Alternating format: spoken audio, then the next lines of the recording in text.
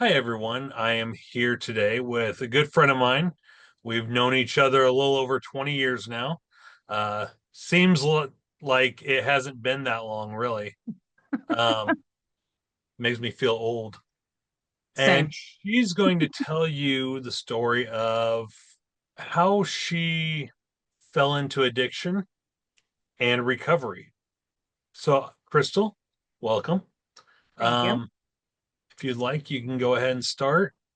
Alrighty. My name is Crystal Ray, and I am a recovering heroin addict. When I was 27 years old, I got what is called adenocarcinoma. It is a cervical cancer, and it went undiagnosed for about 2 years.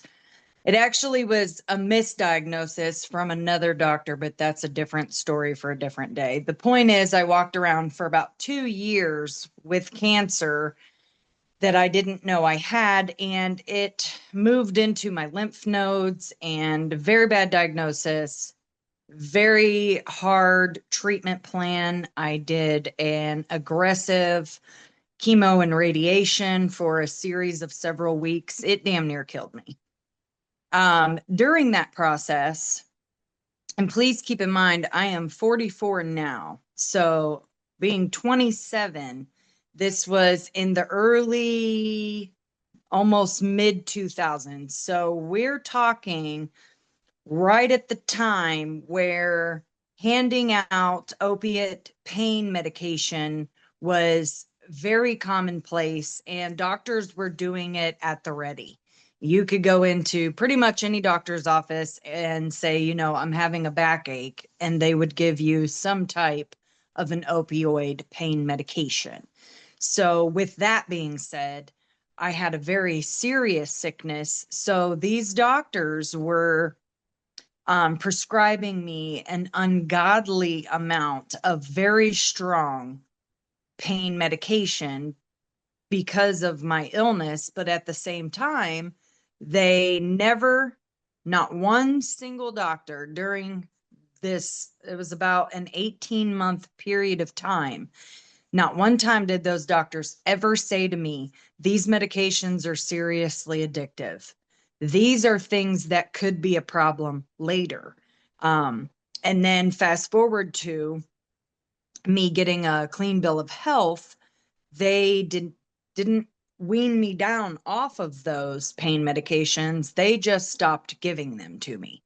Um, so what I ended up resorting to doing, because I didn't understand that this is an addiction and that my body, whether, I realized it or not, my body was physically addicted to these medications. So when I did not have them, I would become very ill. And at the time, I was a mother with five small children. So being extremely ill was not something that, I could, just easily get through. And I also really didn't understand, how long it would take to have a detox because I didn't even understand what detox was. I just was completely ignorant to all of these things. Um, Unfortunately, what I started doing was buying pain medication on the street, and, that became extremely expensive because we're talking sometimes upwards of 15 to $20 for a pill. And I was taking five at a time. So, like, it was just not financially possible um, to have that kind of a lifestyle. So, slowly but surely, I start getting introduced to a cheaper way to handle that. And that ended up being heroin. And long story short, this whole thing started um, and ran through an entire process of about 20 years, little less than 20 years. But I spent the better part of 10 years as an IV heroin addict. I was actually shooting up and I was committing crimes to, I mean, not big crimes, stealing copper, just dumb stuff, and in and out of jail, and eventually landed myself into prison, not once, but twice. So The second time while I was in prison, and please keep in mind the prison. Say what? I didn't say anything. Oh, I heard something. Sorry. um, Neither time was I ever offered drug rehabilitation services in my stay at the Illinois Correctional Facility. I dropped slips because that's what it's called, where you have to write these request slips asking for help. I did this the entire time and I spent 2 years each time full on in those prisons, a little over 2 years both times. And not one time did they ever offer me help. I started my own NAAA meetings the second time I was locked up, but that was all me. I had friends out here that were sending me literature and workbooks because they didn't even have these things in there. So, contrary to popular belief, prison is not a rehab. So, I had to really just depend on myself and my own mind. I had to do different. I had to do something different, and that was changing my own mindset. So, that's how I got to the prison system. And I basically did a lot of soul searching, did a lot of shadow work, if you will, just working on things that I hadn't really worked on. And I did that by myself. And that is basically the foundation that I had when I came home from prison. And after that, it really was just about getting busy and staying busy. And that's the only way that I've been able to stay clean and sober. Aside from being on Suboxone, that was is a huge help. So that's basically, without a whole bunch of side note stuff, that's basically my story. Ultimately made you decide that this was not the life for you anymore. I I gradually came to that conclusion. There was no real ultimate decision. Um, I just got tired of, being in a place. And let's be real clear, there's only three places that drugs will land you: jails, institutions, and death. That's it. So, that's something that they teach you in NA and AA. And that's true. I don't know too many elderly junkies. They usually die off. So it was a very real reality for me that if I didn't do something different, I wasn't going to get anything different out of this life other than continuing to hand money over to drug dealers, chase a bag of dope, or, keep waking up in prison where I have people younger than me telling me when to shit, shower, and shave. When you went to prison, or before you went to prison, actually, was there any kind of a program that was offered? Like here in my county, we have hybrid court, which is drug and alcohol court, where they work through not just the substance use, but also the mental health aspect of it, and basically force you to get clean, but in a very social work type way. Like it's not a super big deal if you fall off the wagon or if you relapse or whatever. As long as you keep trying, you keep pushing forward, and as long as you're honest with the court system, your probation officer, and the mental health workers. Do they offer anything like that to you? No, not really. I was in legal trouble, obviously, and this is going back to before I was ever in prison. So I was dealing with, like I said, I was in and out of jail. I had a couple of just theft, like a retail theft, just silly charges for doing things because I was trying to get money for drugs. Um, and so I was on felony probation, but I had also lost custody of my children. So DCFS was also working with my probation officer. And I don't want to say like that they didn't offer me things, because the things that were offered to me were you have to do 4 or 5 meetings a week. You have to do, and when I say there was a laundry list of things that I had to do with this carrot being dangled over my head to get my children back. And any time that and I did a lot of things that were on these lists. So, say they would give me a list of 8 things to do. I would systematically do those 8 things and think, okay, here I'm going to get either more visiting time from my kids, maybe overnight visits, because for an entire period of 17 months, I was sober. I was doing everything these people were asking me to do. I was doing all of their meetings. I had 2 jobs. I mean, I was doing everything. And I did all the stuff on their list and I never got a reward. They just handed me another list. And then this list would be crazy stuff. They had me literally bringing my pay stubs to them. And then they would want me to bring all of, like, because at the time I was on methadone, I would have to bring every receipt for my methadone, every receipt for gasoline that I spent, every pack of cigarettes I bought, every hamburger I purchased. I had to account for every single dollar I was spending. And it still wasn't good enough for them.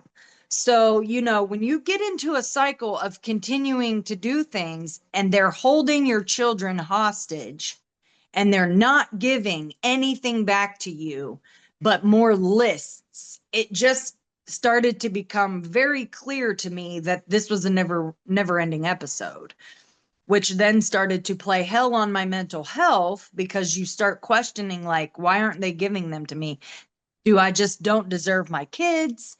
You start going through all this stuff. So, unfortunately, the very thing that was meant or designed to help me actually pushed me further into depression and led to the ultimate relapse that took my children permanently. So, no, no, they have things around here, but I feel like it is a very one-sided thing. And if you also can only be a certain type of person, and unfortunately, the police department and the city government around here knows my name very well. And because of my ex-boyfriend at the time, he was a really big issue. So we weren't really helpable, I think, in the eyes of the city government.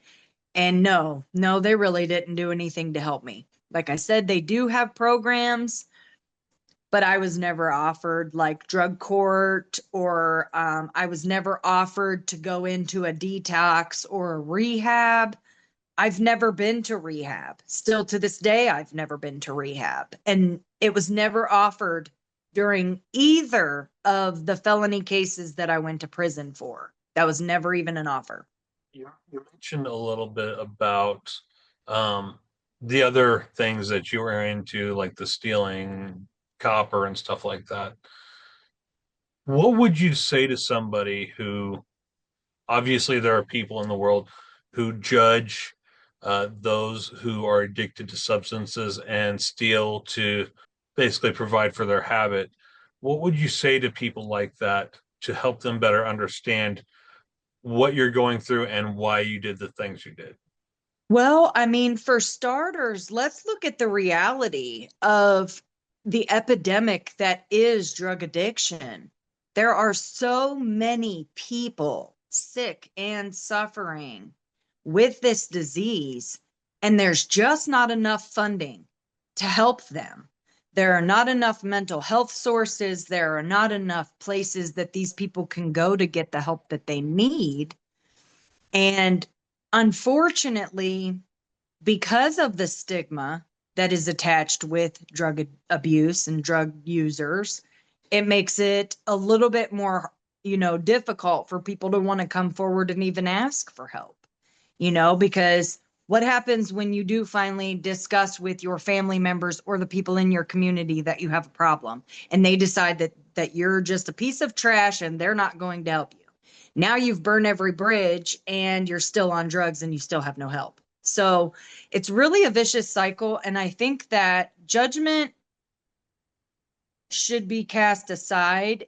And if you're still somebody that thinks that, you have a right to judge, why don't you put your money where your mouth is and start donating to funds to help these people instead of just deciding that nobody's worth it? That's what I would say to them. last last weekend, the stigma around substance abuse really came into perspective for me as I was visiting my grandparents. Maybe it was 2 weeks ago. I had mentioned the populations that I work with and everything. And one of those populations is individuals who suffer from substance abuse addictions. And something came up. I'm not sure what exactly was said, connecting substance use and overdose or suicide or whatever it was. And my grandmother said, well, I don't feel a bit sorry for them. Good. You know, she's 80 some odd years old. You pretty much got to shout to speak to them. And half the time, they're not going to remember 10, 20 minutes down the road what you spoke about anyway. But it really put into perspective for me the way the older generation views substance use, addiction, um, and sometimes even mental health. You Yeah. know, um, what would you say to somebody like that? Well, and I mean, you're definitely spot on with the older generation being the most just, disgusted by people like me. That was just really kind of the narrative for them at that time frame, 20, when they were in their 20s and 30s, like it was a big thing that only poor people and the Black community and, people who are just the scourge of society were these people, when in reality, that's not even it. Addiction doesn't discriminate class, color, or how much money you have in your pockets, but I think it's not just the older generation that have these negative, opinions about addiction and even mental health. I think that some of this is learned behaviors. So this could, be a generational thing that has been passed down, just like racism is a general, usually generally it's something that's passed down. And what I would say to maybe some of the younger of those generations, I would maybe point out that it's not, unless you've really been through something, you shouldn't really just cast judgment on it. I used to be one of those people who said I could never, and I did. So that would be my thought process on what I would say to them. But unfortunately, I don't try to persuade 60, 70, and 80-year-old people, because I've just come to understand that when they're that old, they're set in their ways, and there isn't a damn thing I can say to change their mind.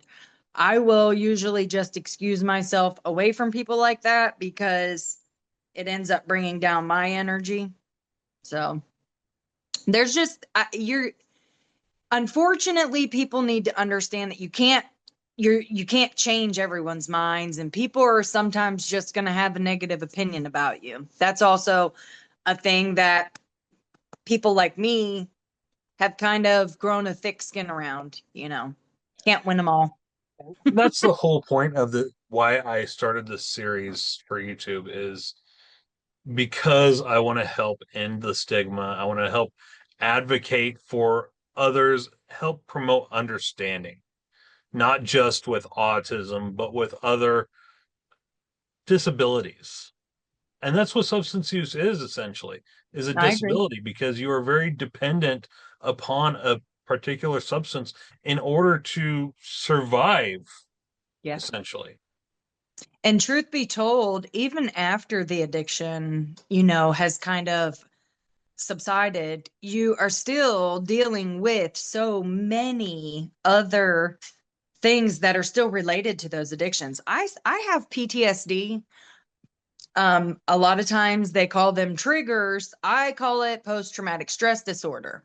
Having a large sum of cash on me is a huge, like, I even though I don't think about buying drugs anymore, it still makes me really nervous to have a lot of cash on me. So, like, just weird things that you kind of carry through to your sober life with you. And I was literally just telling a friend of mine in at work in my car on break 2 days ago that addiction is nothing more than a symptom to mental health illness. Like, it's not, they're very much the same dragon, you know if if you treat the mental health, it helps with the addiction. And I can attest to that 150%. I'm in the best mental health state that I've ever been in my entire life. And this is the first time that I've ever been narcotic free. So I Expand think that that upon that says a little something. bit. You Pardon said me? expand upon that a little bit. You said narcotic free. Can Ah, you yes, I emphasize that said some? narcotic free because I do partake in smoking marijuana.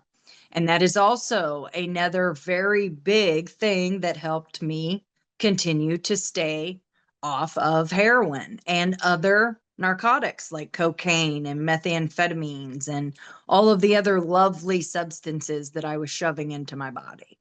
Not only do I work for the state medical marijuana field, I also partake in the state medical marijuana field because it is some there is no one fix. There is no catch-all, and that is true in anything, not just with drug abuse. There's, no one thing that's going to help people lose weight. There's no one thing that's going to help your blood pressure. Like, everything needs to be like this pot of things in order to be successful. So for me, it is yoga and meditation. I have an evening smoke sesh where I also meditate and relieve my stresses and think about my day. And then, I've got my Suboxone. I talk to anybody and everybody about anything when I'm thinking about it. So if you're not like me and you need to see a counselor or a therapist, talking to people helps. I talk to everybody. So if I'm having a problem, like, just talking to you is a therapy session because we're talking about these things. So I think that it's a combination of things. You just have to find the things that works for the individual. And for me, this is what works for me. Some people who have had a substance abuse issue can't partake in alcohol or marijuana. And that's another thing. I will also occasionally partake in an alcoholic beverage or two, but that's the trick. I don't drink any more than two alcoholic beverages in a sitting. So you just have to be smart and you have to, know what works for you, know your limitations, and stay away from people who are using drugs or doing things that you shouldn't be doing. Those things are all important. I think that's, if there's a trick about it, I think that's the trick, is just finding the right combination of things that works for each individual. Right. And I think it's really important that our viewers understand that what worked for you may not work for other people. And if you're in something like a drug court, alcohol court, hybrid court situation, you cannot participate in the marijuana use, the alcohol use, because that will get you kicked out of the program. Yeah, absolutely. This is in no way, shape, or form me, advertising or promoting either of those things. I'm just being very upfront and honest here and being completely transparent with everybody, because that's another stigma. And I've actually gotten into full blown arguments with people. They tell me that because I take Suboxone, I'm not considered clean, or because I smoke marijuana, I'm not considered clean. But by the very book that these people are spouting this stuff out at me, I can also argue, if we're looking at it in the matter of the 12-step program, the NA program, it says in there that you're not supposed to use any mind or mood altering substances. That includes prescription medication like Xanax. That includes things like coffee and sugar, because sugar is 7 times more addicting than cocaine. So I feel like that is also spread about without real consideration to the things that they're telling people. So when they tell me I'm not clean because I'm taking Suboxone, but there are several people in that room who are on narcotics that are given by their doctor, it's hard to sit in those meetings with people who have those kind of negative mindsets. So take it however you want it. I'm not using heroin or any other narcotics, and my life is doing splendid. So, Speaking of your life however you being want to so see that, yeah, you can see it that way. Speaking of your life being so splendid, you returned to school, I you did. got a degree. I What's your did. degree in? It is in computer sciences, and I actually graduated with a 3.9 something GPA. So almost straight A's. Awesome. Congratulations on that. Thank you very I know I've much. said it before when you actually graduated, but figured I'd do it again. Thank you. So, for individuals who are in these programs, whether it be AA, NA, drug court, hybrid court, whatever may be, there is often a struggle, right? Yes. Where they relapse, maybe they don't even fully give it up to begin with, but yet they try to play it off like like they are clean. I've done What that. what caused you to do that? Because in Ah, these programs, it's important to be honest with the judge, the probation officers, mental health workers, right? Because if you're honest with them, you may only get a slap on the wrist, you know, but by lying, you're actually kind of digging yourself in deeper. So, yeah. so what led to you trying to lie to the system, essentially? Well, a lot of what led to it is the sickness that comes with opiate withdrawal. You know, if you're honest with them and they stick you in jail for 7 days, that is 7 days that you're going to feel like you're dying, So it's a very, also, let's be real. At that point in time, I wasn't ready to get clean. They were just trying to make me get clean. And, using my kids, trying to use the prison system, all of these things as, like punishment, it just got very overwhelming. And I don't think that I was ready at that point. I had not been through enough yet to say that I had hit rock bottom. The true reality is that you are never going to be able to help an addict that is not ready to do that fully. Now, with that also being said, even though I still don't do meetings, the entire meetings I think I did over 500 meetings in like a year. I still actually have the sign-in sheets. My daughters and I counted them one day. It was like over 400 or over 500 in like a 12-month period of time. Even though I didn't really fully agree with everything, I still picked up a lot of good knowledge while I was there. Even though I, relapsed and did so many other things and went to prison and did, in and out of jail, I still learned. The seed was still planted, but it was never going to happen for me until I was ready to take accountability and, work through the things instead of just shoving them down. Right. Instead of just, working on those things and just shoving them down, I wasn't ready to do it. I would just say that consistently keeping people in trying to keep them in the right direction. But ultimately, if you're not going to do the work, then you're going to suffer the consequences of not doing the work.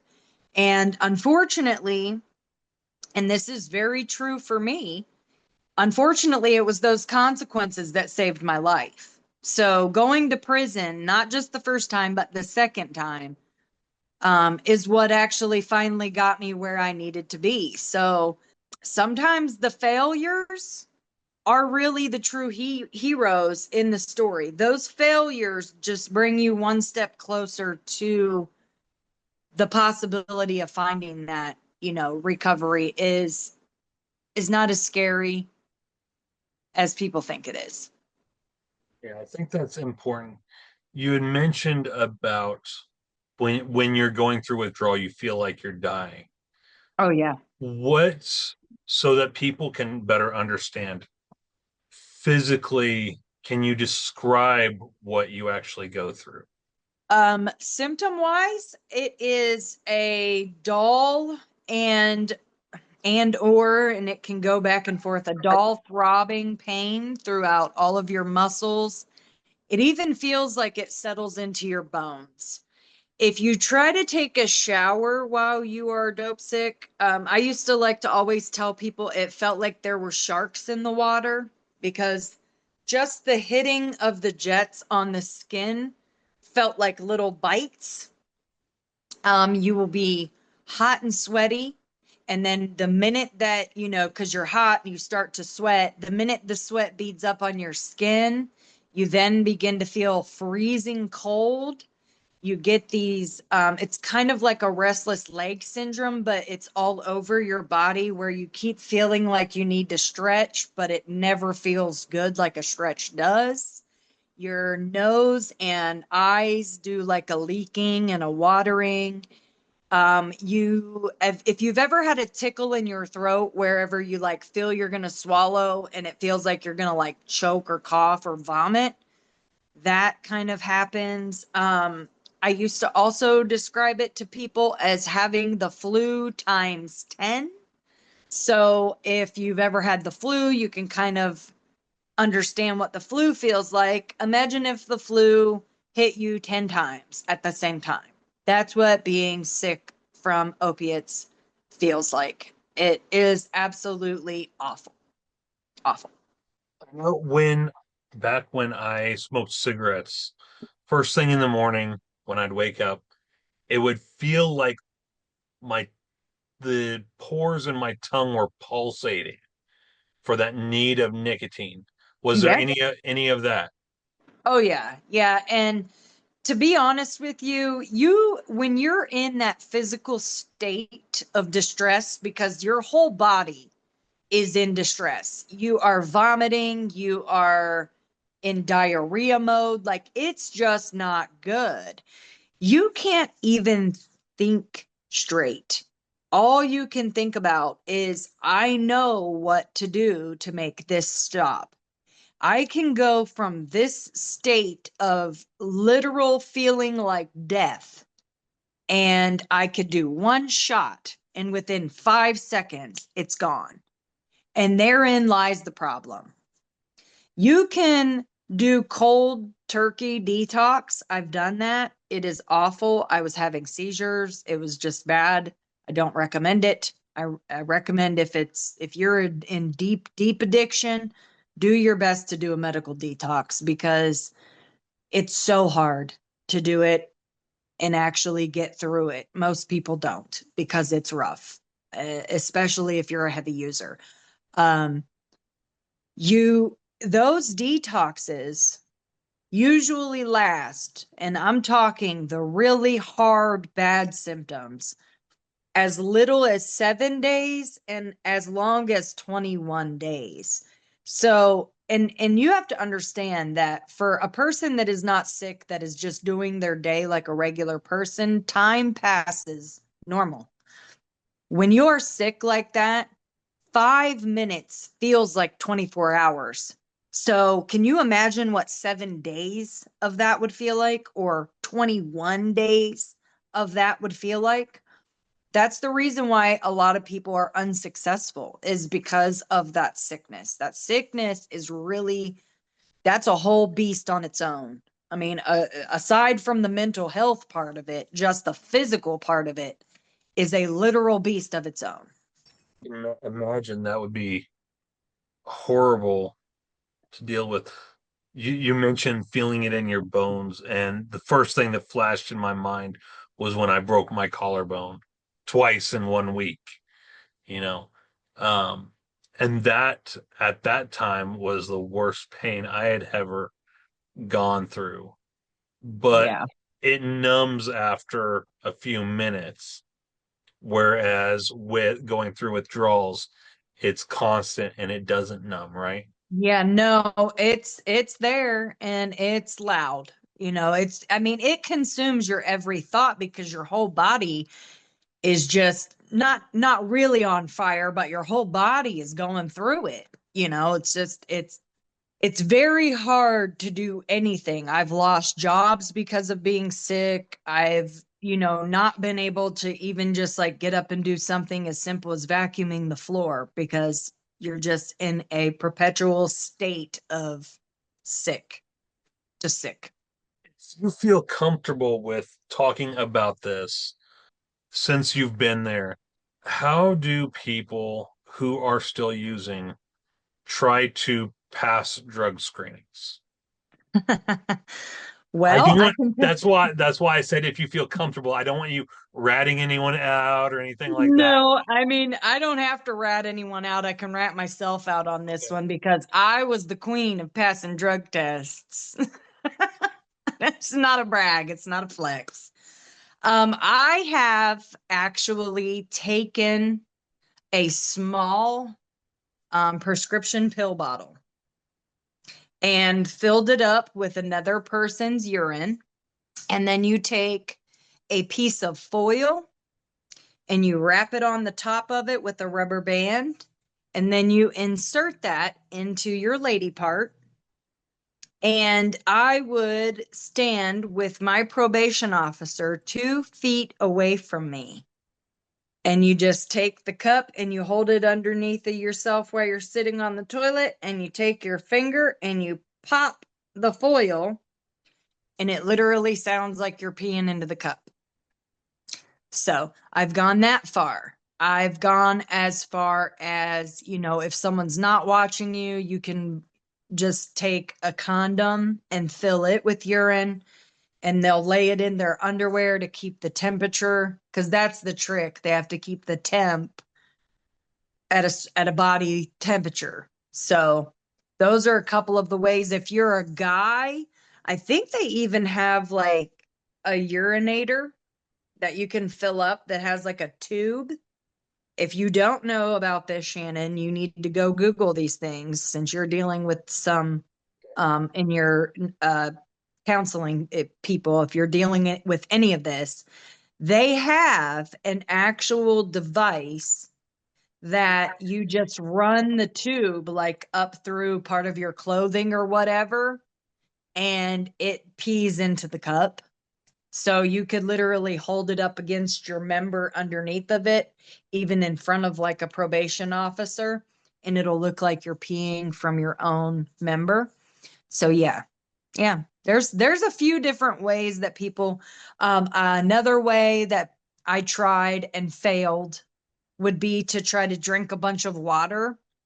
So our probation office here in town, they can like stick a strip or something in it and tell you that it's diluted.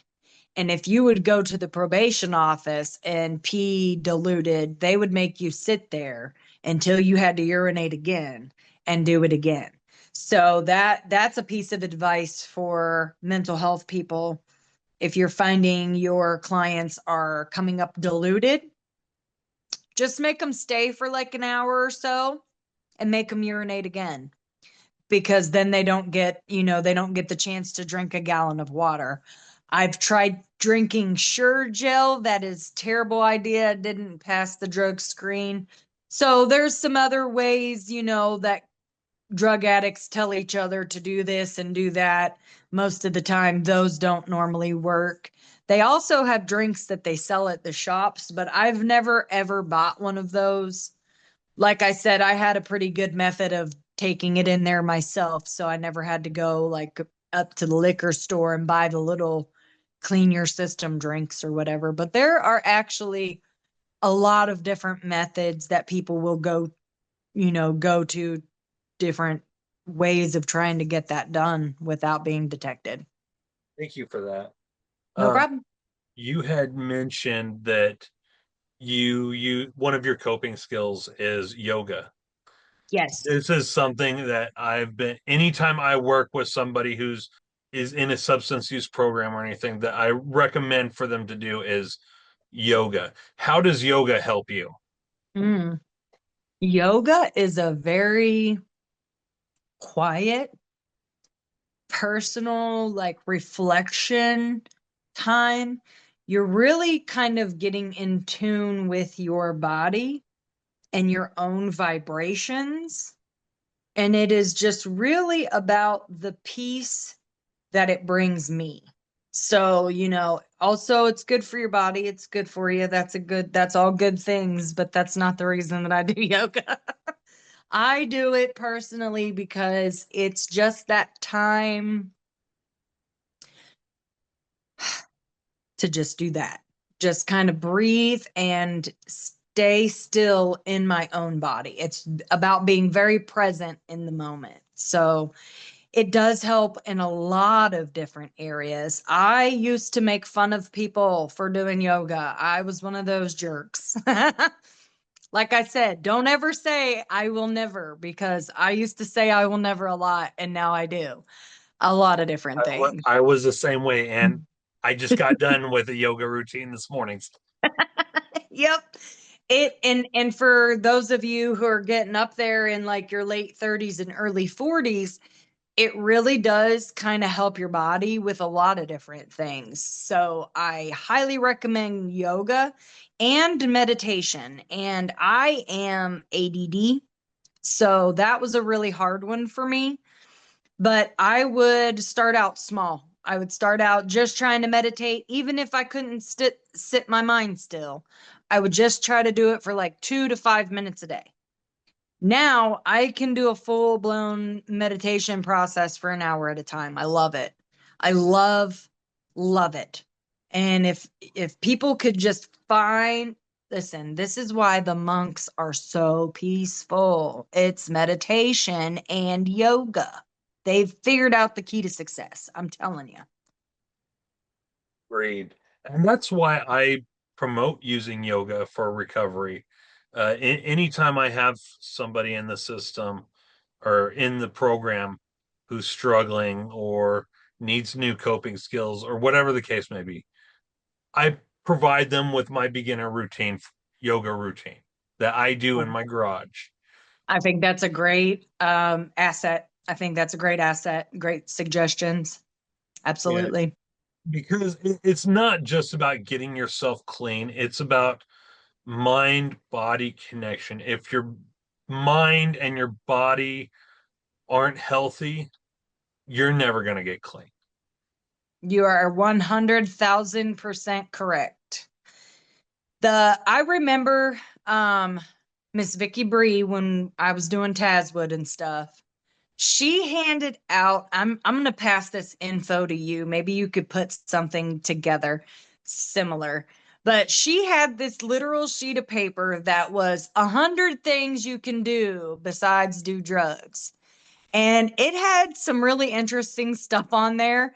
And one of them was like pet a cow, just like 100 things that you could be doing besides doing drugs. Take a walk, plant a tree, all of these things. But there were some funny ones on the list. Um, some resources people just don't think about, like when you're really, really stressed out, go to a petting zoo or, Funny go you mentioned somewhere and watch people skateboard and just laugh at the people that fall down. Like there is a way to get your mind. It's 5 minutes, 5 minutes to redirect your attention. it's That's funny it. you mentioned the zoo aspect because that's also something I recently, because our local zoo is doing free days on Thursdays now, where you can go spend the day. You don't have to pay any money to get in. So I've also been recommending going to the zoo as well. I think I mean, you're definitely on the right track for all of the right things. Don't let yourself be discouraged if people don't seem like they're picking up any of the things that you're laying out, because as I said before, I spent like 10 years in and out of those rooms listening to the same stories from different people. And I don't mean that to sound bogus. Like it is a lot of the same stories. Most of the time, a series of events happen and now you're on drugs. It's pretty much the same kind of story, maybe not the exact same story. My story isn't special. There are so many addicts and people who are in recovery who have had the exact same thing happen to them.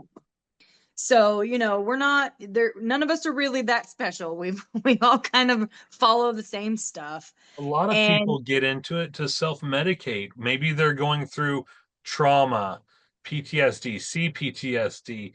Maybe they're undiagnosed autistic, ADHD, and mhm. those substances are making them feel more normal than they would feel if they weren't on it. No, that's like I said earlier, it is 100% a mental health issue. Drug addiction is a symptom of the disease. It's not just the disease by itself. It is what it presents itself as. So that mental health, whatever it is, out of the laundry list of things you just named off or that it could be, the addiction is the mental health problem presenting itself. It is a symptom of the problem. And I think that people just don't have, like I said earlier, there's just not enough resources. So people don't understand how to get the help or what to do with it once they've got it, you know? But keep planting those seeds, because even if you don't feel like you're helping, the things that you're telling these people today could always come back to help them in 5 years. They might remember something that you said to them or some thing that you gave them, some handout that had the yoga or had, go to the zoo. Any of that stuff can always come up and help them later. It's not necessarily that they're just a lost cause. I had a lot of people tell me that I wouldn't amount to shit and that I was a lost cause. So it feels good to kind of be able to smirk in the face of the same people who told me I couldn't, because here I am. Right. And on the counseling side of it, it is difficult not to take it personally when a, you're trying to do your best to help a client and you might as well just be ramming your head against the wall.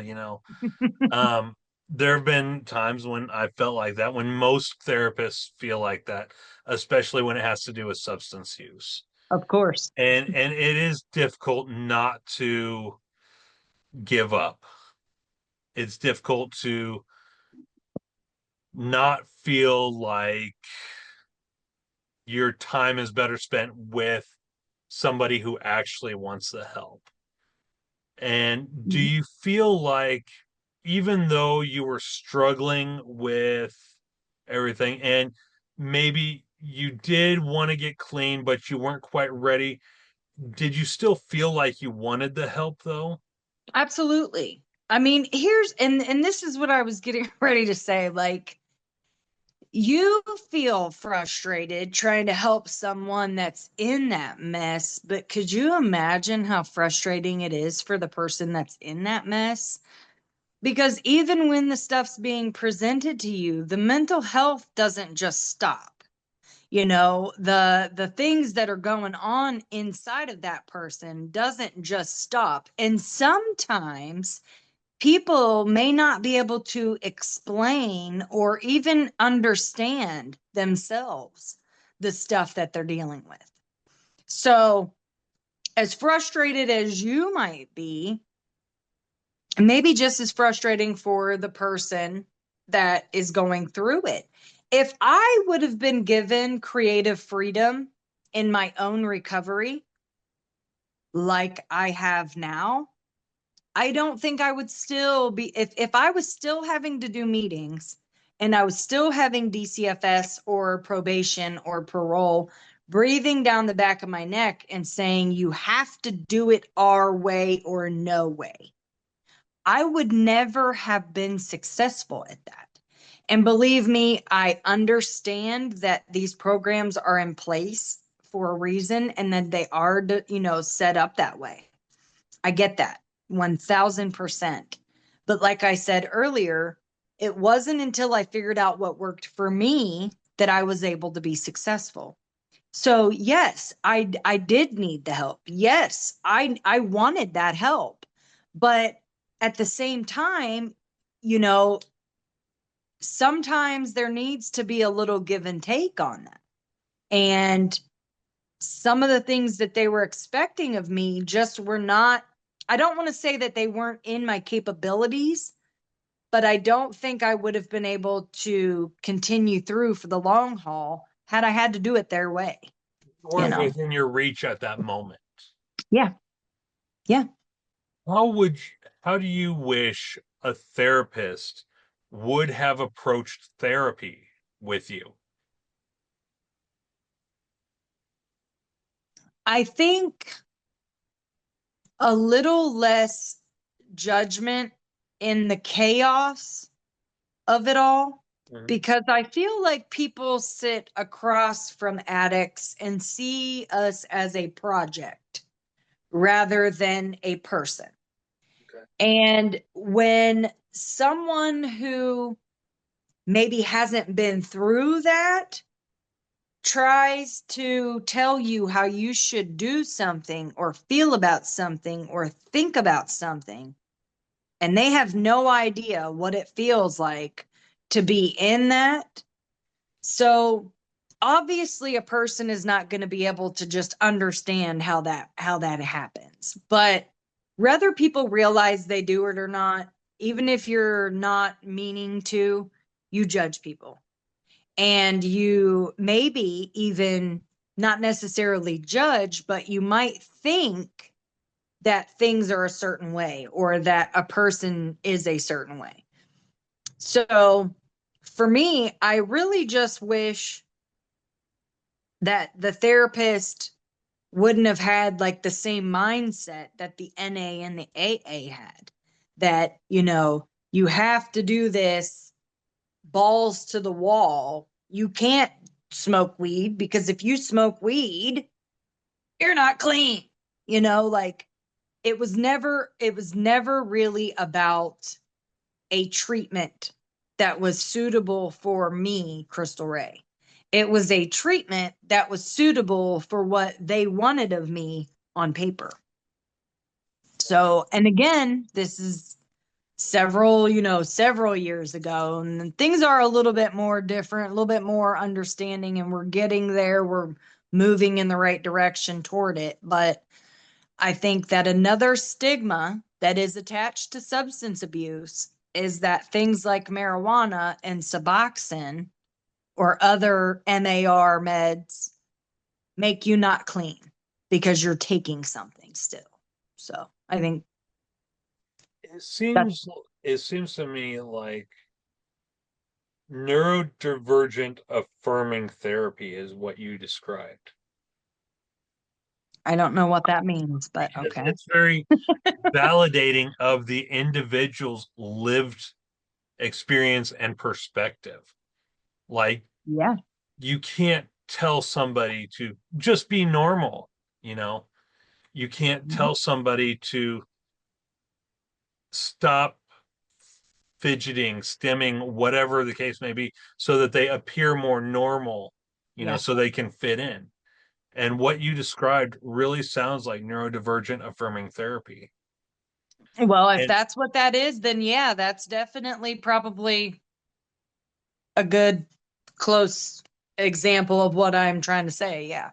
and I wish more colleges and universities would educate about neurodivergent affirming therapy, because here I am in my master's. I'm going to be graduating in December, and they go through all these different theories like psychotherapy, acceptance commitment therapy, stuff like that, and like different theories such as Erickson's stage theory that I have on my door back there. That's what I was looking at. Um, and all these different theories and everything, but they never touch on trauma informed therapy. They don't touch upon neurodivergent affirming therapy, which I think would be very beneficial, not just for the neurodivergent community, but for everybody, because everybody is different. I agree. And everybody responds to different things differently. Right. I may respond to, you know, let's just use caffeine. I know it's a substance, but we'll just like, I'm going to respond to caffeine differently than the next person. Gluten. I'm going to respond to gluten. I'm going to respond to group therapy different than other people, especially if you're somebody who doesn't like to be in groups. So, yeah, everyone's different. I'm glad you mentioned caffeine, because that reminded me, since you mentioned your ADD, which in the DSM-5 now it's all under the diagnosis of ADHD. Okay. So from my research and everything, I've discovered that for those of us who are neurodivergent, ADHD, ADD, autism, stuff like that, caffeine actually has the opposite effect on us that it has on a neurotypical person. Because of the neurotransmitters in our brains, it actually calms us down. Like, Hmm. we can drink soda, or we could drink an energy drink right before bed, pass right out. Is Yeah, that I how just it works took for a you? nap. Yeah, I just took a nap before I got on here. It was like a half an hour nap. And I made this cup of coffee. I took like 3 or 4 drinks out of it and had to put it on the warmer because yeah, I get caffeine has no real effect on me, honestly. It's not like I drink it. I think I just drink it for the routine of it all, honestly. Something I've noticed, and I think we're coming to an end of this video, but something I have noticed, you've gotten a lot more ink since you've gotten clean. Oh Have yeah. you begun replacing one addiction with another? Absolutely. That's the part of being human. We can have addictions. We just got to figure out good ones. That's all. Showcase some of your ink. Yeah. Hold on, let me stand up. So this is my tree. And then of What does course that you guys represent? see it is actually representative of my addiction. This tree is strong and sturdy and has a beautiful foundation. And the young lady swinging in the tree is my inner child. So I'm protecting her. She's very near and dear to me. And then, I've got this is my old one. My daughter and I got, I think it's, hold on, hold my little shoulder up here. Yep, it's on this side. We got Crow, the crow. So which, my daughter and I got those matching tattoos. I have this. because The Crow is your favorite movie for. You It named is. your firstborn son Draven.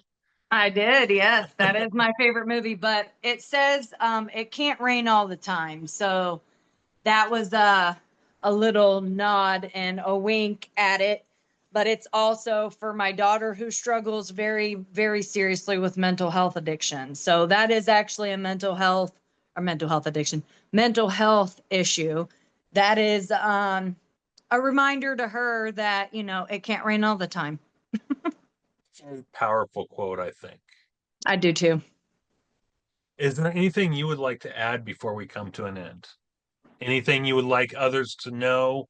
Maybe we didn't touch upon it during this video.